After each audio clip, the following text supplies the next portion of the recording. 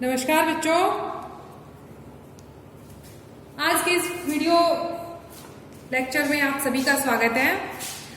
और आज हम पढ़ने वाले हैं क्लास 9 के चैप्टर फर्स्ट की एक्सरसाइज 1.2।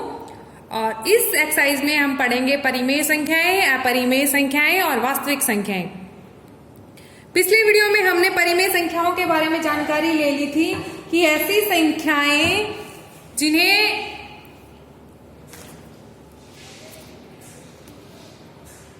P/Q के रूप में डिनोट किया जा सके और जहां Q is not equal to 0 यानी कि हर का मान 0 नहीं हो, उन संख्याओं को हमने नाम दे दिया था परिमेय संख्याएं। और P तथा Q क्या होना चाहिए?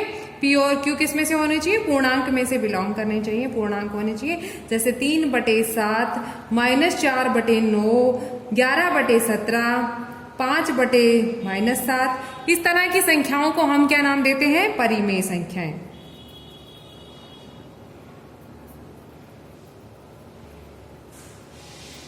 ये एग्जाम्पल्स हैं कि जहां अंश और हर दोनों के मान कहां से होने चाहिए? पूर्णांकों में से होने चाहिए। पूर्णांक और हर का मान कभी भी 0 नहीं होना चाहिए। तो उन संख्याओं को हमने नाम दे दिया परिमेय संख्याएं। अब आता है दूसरी चीज, अपरिमेय संख्याएं। तो अपरिमेय संख्याएं किसे कहते हैं? तो ध्यान देने की बात है कि जो संख्याएं परिमेय नहीं, वो संख्याएं क्या कहलाएंगी? अपरिमेय संख्याएं। दूसरी बात आती है कि ऐसी संख्याएं कौन सी होंगी जो परिमेय संख्याएं नहीं होंगी।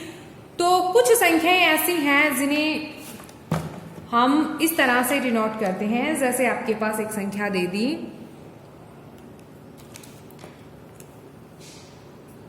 √2, √3, √7, पाई दे दिया आपको, ठीक है। इस तरह से √11, इस तरह की संख्याएं दे दी। अब आपको अगर 2 दिया जाता तो हम कर देते 2/1। अंश और हर दोनों, 2 में 1 का भाग देंगे, वापस हमारे पास 2 आ जाएगा। और अंश और हर दोनों कहां से बिलोंग कर रहे हैं? पूर्णांक है। तो ये संख्या क्या हो गई? परिमेय संख्या। यहां पर आपको दे दिया √2। √2 का मतलब ये है कि 2 का वर्गमूल। और 2 का वर्गमूल क्या हम ज्ञात कर सकते हैं? पूर्णांक रूप में नहीं ज्ञात कर सकते। तो हम कह सकते हैं कि जो √2 है, इसका √2 का अंडर रूट वो एक पूर्णांक संख्या नहीं आएगी। और जब तक पूर्णांक नहीं आएगा हम उसको P/Q के रूप में डिनोट नहीं कर पाएंगे। और जब तक हम P/Q के रूप में डिनोट नहीं कर पाएंगे वो परिमेय संख्या नहीं होगी। तो ऐसी संख्याएं जिनका पूर्ण रूप से वर्गमूल ज्ञात नहीं किया जा सके। और दूसरा आपके पास ये नोटेशन आता है पाई। पाई का मान होता है 22/7। अगर आपको लिखा मिले कि 22/7 तो हम इसको कह देंगे कि ये क्या है? एक परिमेय संख्या है। 22/7 क्या है? एक परिमेय संख्या है। अगर आपको नोटेशन दे रखा हो पाई, तो पाई को हम क्या बोलेंगे?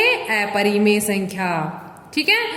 पाई एक अपरिमेय संख्या है। जबकि आपको 22/7 दिया जाए तो उसको हम क्या नाम देते हैं? परिमेय संख्या। ये एक केस आपको ध्यान रखना है।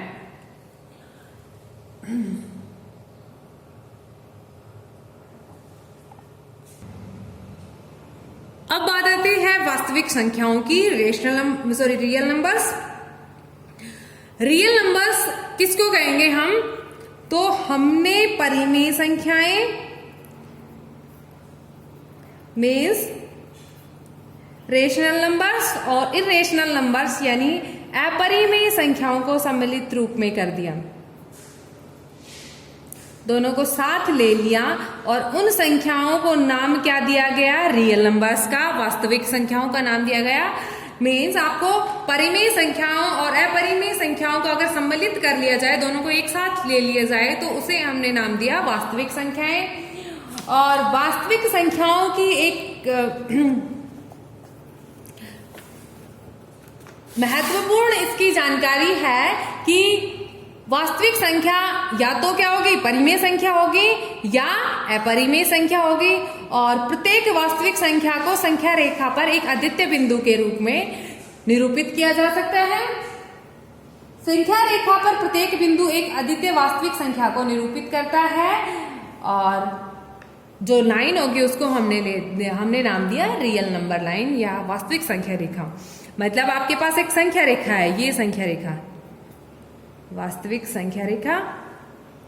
हमने लिया था कि बीच वाला पॉइंट 0 होता है और 0 के राइट साइड अगर हम देखेंगे इस साइड, तो यहाँ की साइड हम जैसे जैसे आगे बढ़ते जाएंगे नंबर्स के मान बढ़ते जाएंगे, 1 2 3 4 5 6 7 ऐसे एंड सो ऑन, इस तरह से नंबर बढ़ते जाएंगे।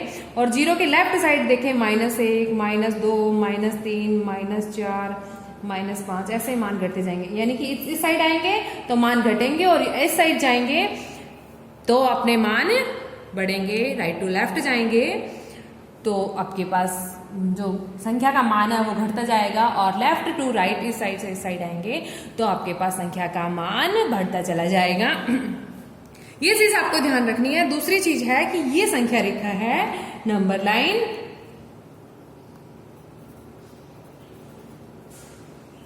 और नंबर लाइन पर किसी भी नंबर को एक यूनिकली डिनोट कर सकते हैं। किसी भी नंबर लाइन पर किसी नंबर को एक अद्वितीय बिंदु के रूप में निरूपित किया जा सकता है, उसको अद्वितीय बिंदु के रूप में प्रदर्शित किया जा सकता है। अद्वितीय का मतलब ये है कि उसको सिर्फ और सिर्फ एक तरीके से डिनोट किया जा सकता है। जैसे आपको बताया जाए कि संख्या रेखा पर -2 को डिनोट करिए तो 0 से लेफ्ट साइड चलेंगे और ये आ गया आपका -2, और ये ओनली सिर्फ इसी जगह पर हम -2 को डिनोट कर सकते हैं।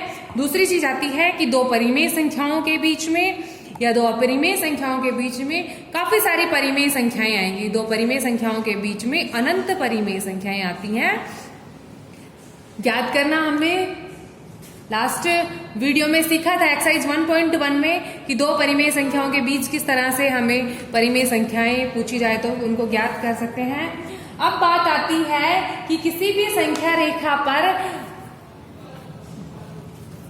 अपरिमेय संख्या को प्रदर्शित कैसे किया जा सके। किसी भी संख्या रेखा पर अपरिमेय संख्या को निरूपित करना, कि कोई आपको संख्या दी जाए अपरिमेय संख्या और उसको हम संख्या रेखा पर किस तरह से निरूपित करेंगे। हमने अभी थोड़ी देर पहले स्टडी किया था कि कोई वास्तविक संख्या हो उसको वास्तविक संख्या रेखा पर एक अद्वितीय रूप में निरूपित कर सकते हैं, और वास्तविक संख्याओं में परिमेय और अपरिमेय दोनों संख्याएं आती हैं और हमें डिनोट करना है अपरिमेय संख्या को। तो वो सीखेंगे। जैसे आपको एक अपरिमेय संख्या दी जाए √2, फॉर एग्जाम्पल आपको √2 एक अपरिमेय संख्या दे दी, इरेशनल नंबर।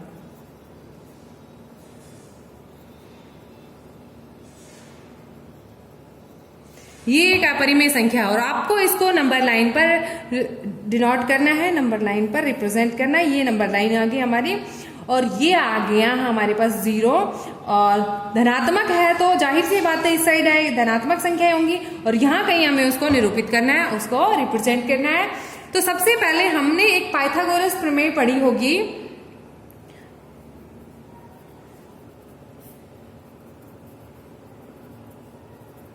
पाइथागोरस प्रमेय में एक चीज हमने पढ़ी थी कि कर्ण जो होता है वो किसके स्क्वायर, लंब स्क्वायर प्लस आधार स्क्वायर, और इन दोनों के योग के, लंब स्क्वायर और आधार स्क्वायर के योग के वर्गमूल के बराबर कर्ण का मान आता है। किसमें? किसी भी समकोण त्रिभुज में। जैसे ये समकोण त्रिभुज है और इस समकोण त्रिभुज में जिस भुजा पर 90 डिग्री का कोण बना होगा उस भुजा को हमने दे दिया आधार नाम। लंबवत रेखा लंब कहलाती है और 90 डिग्री के सामने वाली भुजा क्या कहलाती है? कर्ण कहलाती है। और इस कर्ण का मान जो होता है, यानी कि कर्ण का मान जो है वो आधार का स्क्वायर और लंब के स्क्वायर के योग के वर्गमूल के बराबर आता है। और आपको एक अपरिमेय संख्या दे रखी है √2, और इसको आपको संख्या रेखा पर निरूपित करना है। कैसे करेंगे हम? कि आपको √2 मान दिया गया है। अब √2 को पाइथागोरस प्रमेय की सहायता से हम लिखें तो कैसे लिखेंगे? कि एक त्रिभुज है, उसका कर्ण, उसका आधार और लंब कितना है? समकोण त्रिभुज है OAC, बी, और इसका कर्ण आधार और लंब एक एक है, एक इकाई है, और तो हम इसका कर्ण निकालेंगे। कर्ण कितना है? OB है, और OB is equal to under root OA square यानी आधार स्क्वायर प्लस लंब कितना है? AB स्क्वायर, और इन दोनों का हमने योग किया 1 + 1 और ये आ गया हमारे पास √2। ठीक है, ये √2 आ गया।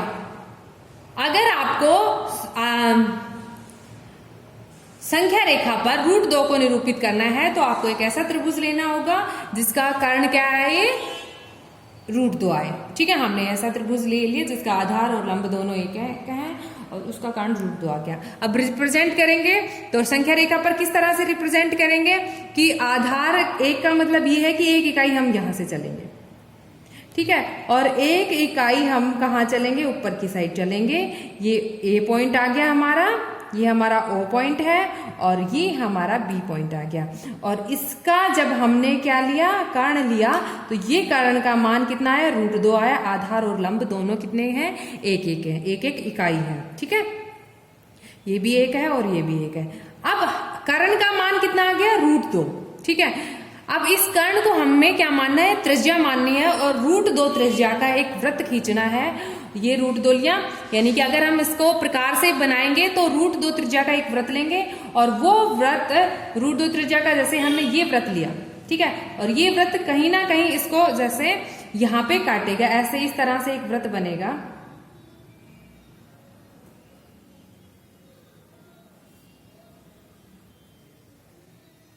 ठीक है, इस तरह से वृत्त बनेगा, और ये जब x अक्ष की धनात्मक दिशा की साइड जहां भी इसको अगर काटे, x अक्ष की धनात्मक दिशा ये वाली दिशा, और इस दिशा में x अक्ष को जहां पर भी काटे वो मान क्या कहलाता है?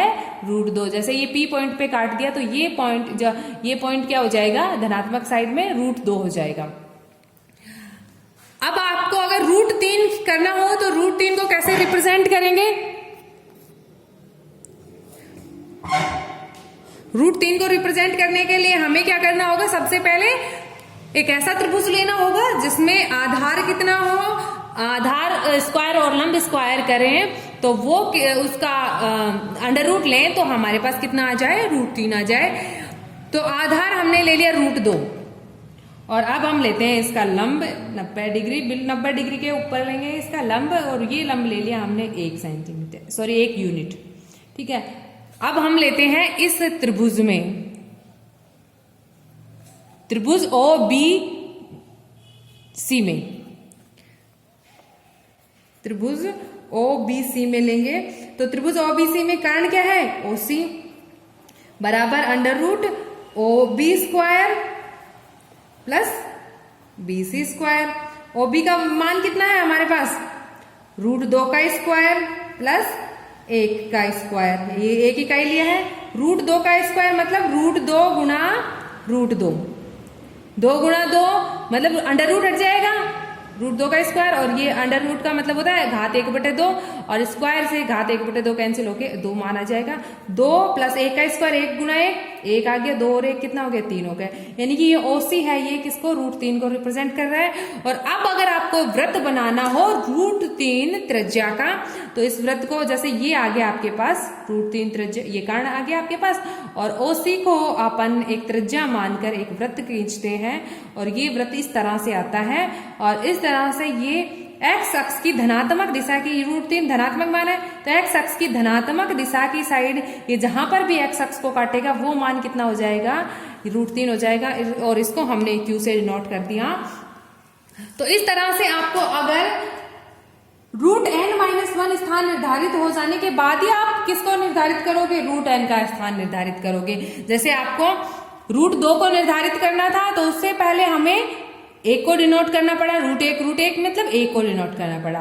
उसके बाद आपको √3 को डिनोट करना था तो उससे पहले हमने √2 को डिनोट कर दिया। इसके बाद अगर आपको √4 डिनोट करना होगा तो उससे पहले √3 भी डिनोट करना होगा, और √3 हम क्या लेंगे? आधार लेंगे, फिर उसके ऊपर लंब लेंगे एक इकाई का, और उससे √4 आपका क्या आ जाएगा?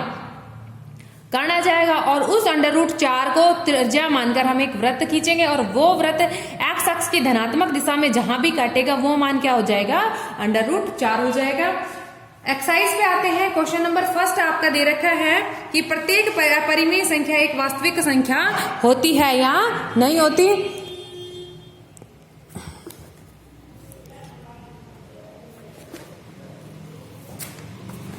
तो प्रत्येक अपरिमेय संख्या वास्तविक संख्या होती है या नहीं होती।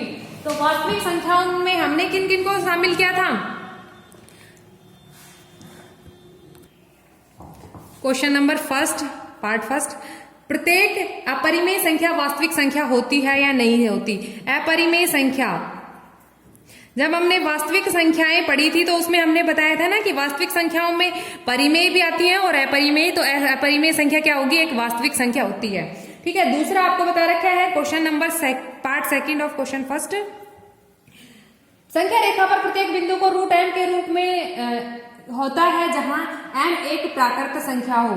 तो संख्या रेखा पर प्रत्येक बिंदु रूट m के रूप में हो और ये m क्या होनी चाहिए, एक प्राकृत संख्या हो जाए। तो ये कथन क्या हो जाएगा, असत्य हो जाएगा कि प्रत्येक बिंदु को रूट m के रूप में डिनोट नहीं कर पाएंगे हम, है ना। तो अगला है आपको कि प्रत्येक वास्तविक संख्या एक अपरिमेय संख्या होगी। तो क्वेश्चन थर्ड के हैं, सेकंड क्या हो जाएगा, असत्य हो जाएगा। और थर्ड आपको बताया है कि प्रत्येक वास्तविक संख्या है वो क्या होगी, अपरिमेय संख्या होगी। तो हमने अभी पढ़ा था कि परिमेय संख्याएं जरूर रूप से वास्तविक संख्याएं होंगी, पर वास्तविक संख्याएं अपरिमेय संख्या हो या नहीं हो इस पे कोई डिपेंड नहीं करता, क्योंकि वास्तविक संख्याओं में क्या होती है, परिमेय संख्याएं भी होती है और परिमेय संख्याएं अपरिमेय संख्याओं के बराबर आएंगी क्या, नहीं आएंगी। तो हम कह सकते हैं कि प्रत्येक वास्तविक संख्या अपरिमेय संख्या हो ऐसा जरूरी नहीं है। तो थर्ड भी क्या आ जाएगा आपका, फॉल्स आ जाएगा, असत्य हो जाएगा। क्वेश्चन सेकंड है कि क्या सभी धनात्मक संख्याओं के वर्गमूल अपरिमेय संख्याएं होती हैं।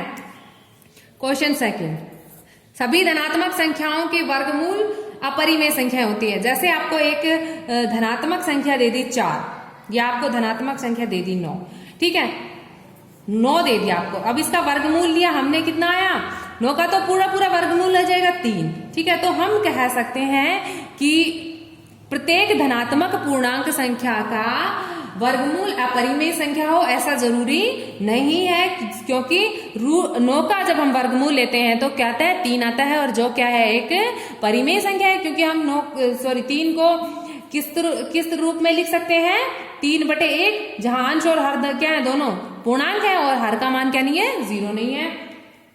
क्वेश्चन नंबर थर्ड आपको दिया गया है कि रूट 5 को किस प्रकार निरूपित करेंगे। तो क्वेश्चन थर्ड आपको दे रखा है, रूट 5 को संख्या रेखा पर निरूपित करना है 0 से 1 तक। पहले आपको रूट 2 को डिनोट करना है, फिर आपको ये लंब लिया 1 इकाई का, फिर रूट 3 को डिनोट करना है, फिर आपको एक लंब लिया 1 इकाई का, फिर रूट 4 को डिनोट करना है, और फिर हमने ये लंब लिया 1 इकाई का, और फिर हमने रूट 5 को डिनोट करना है। इस तरह से हमें डिनोट करना है। ये रूट 5 आ गया आपका। जैसे आपको अभी समझाया था ना, रूट 3 और रूट 2 को निरूपित करना है, इसी तरह से आपको लेना है। सबसे पहले आपको लेना है त्रिभुज OAB लेना है, फिर त्रिभुज